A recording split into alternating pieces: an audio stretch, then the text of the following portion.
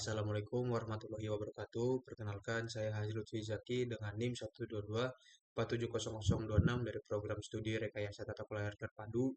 Di sini saya akan menjelaskan tugas tata kelola bangunan air dan pengelolaan air urban rural, penerapan Etsilakom pada wilayah Sungai Ciliwung. Yang pertama itu adalah pengertian dari tata kelola bangunan air. Tata kelola bangunan air adalah serangkaian kegiatan yang terorganisir dan sistematis untuk mengelola, memelihara, dan mengembangkan bangunan-bangunan yang berhubungan dengan air. Ini mencakup perencanaan, pelaksanaan, pengawasan, dan evaluasi terhadap seluruh aspek yang berkaitan dengan bangunan air, mulai dari perancangan, konstruksi, hingga pengoperasian dan pemeliharaannya. Yang kedua itu ada pengertian dari pengelolaan air urban dan rural. Pengelolaan air yang dilakukan di perkotaan dan di perdesaan. Contohnya seperti perpipaan, sumber air alami, sistem irigasi tradisional, pengelolaan air urban dan rural, ini memiliki tujuan yang sama, yaitu sama-sama bertujuan untuk menyediakan air bersih dan sanitasi yang layak bagi masyarakat perkotaan maupun pedesaan.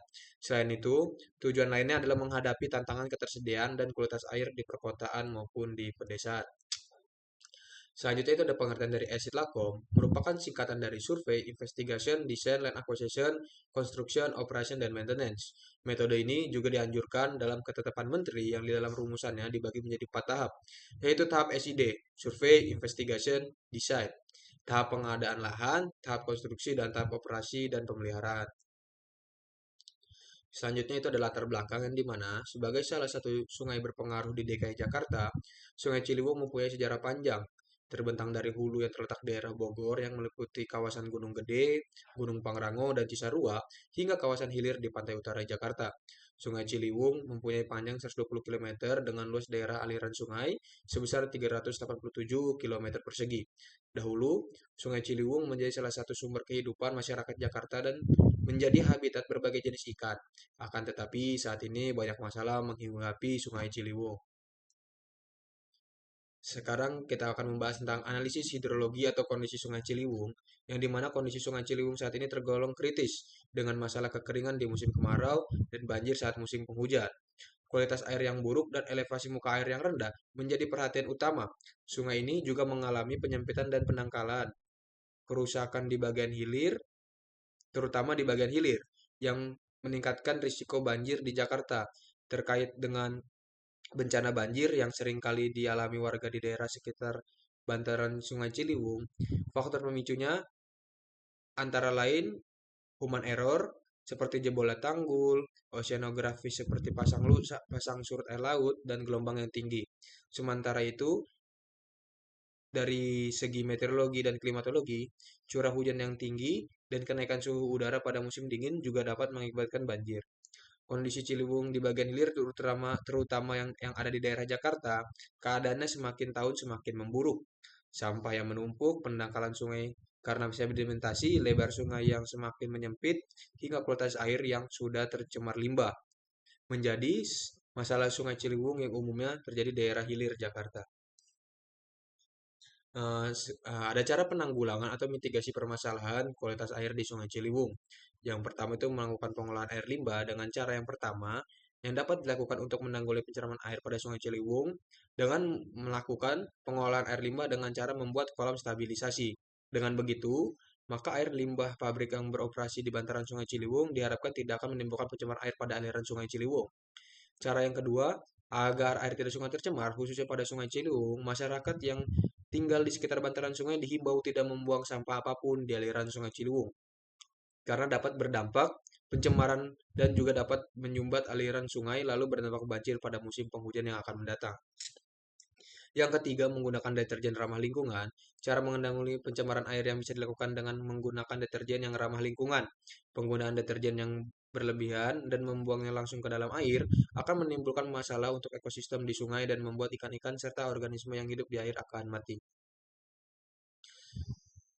Selanjutnya itu ada strategi mengatasi banjir di Sungai Ciliwung. Yang pertama itu normalisasi. Normalisasi sungai Sungai Ciliwung ini melintasi sejumlah kelurahan di DKI Jakarta yaitu Manggarai, Bukit Duri, Kebun Manggis, dan Kampung Melayu.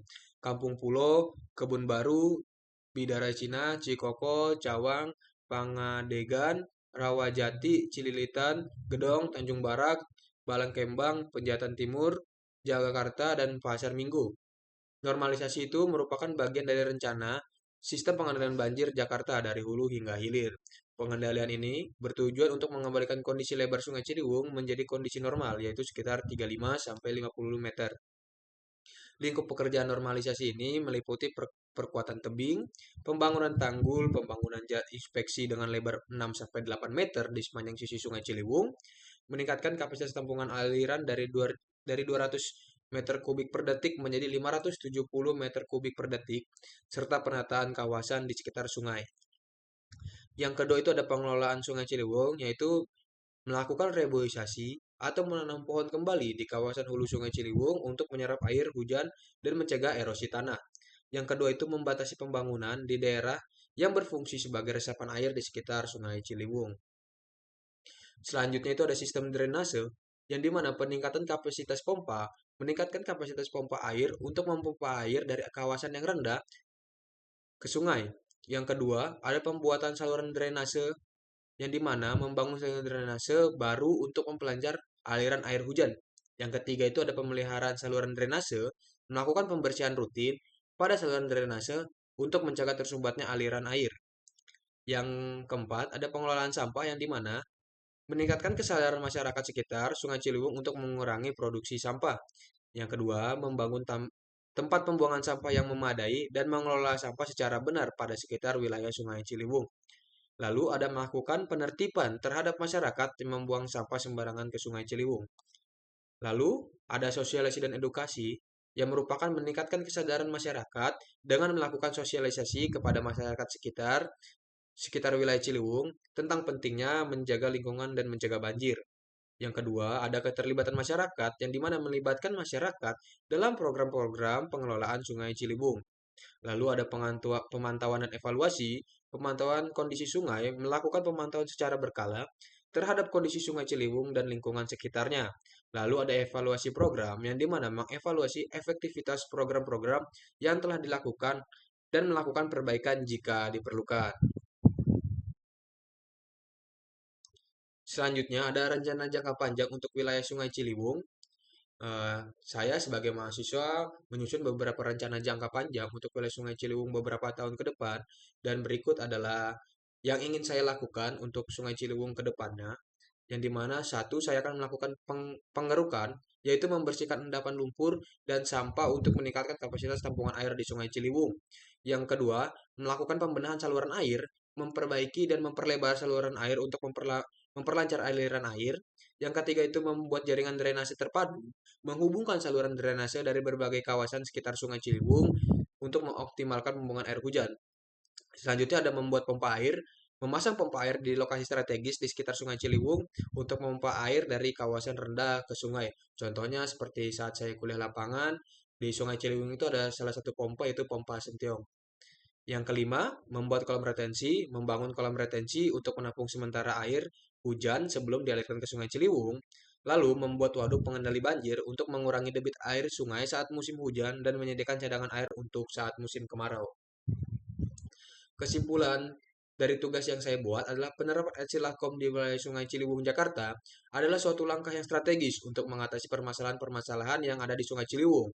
Dengan penerapan Etsilakom dan strategi mengatasi permasalahan yang baik, harapannya permasalahan Sungai Ciliwung dapat diatasi dan diperlukannya juga penegakan hukum yang kuat dan dibutuhkannya juga dukungan masyarakat sekitar Sungai Ciliwung agar Sungai Ciliwung dapat digunakan untuk keberlanjutan di masa depan. Cukup sekian presentasi atau hasil kerja PowerPoint saya. Kurang lebihnya mohon maaf. Saya akhiri. Assalamualaikum warahmatullahi wabarakatuh.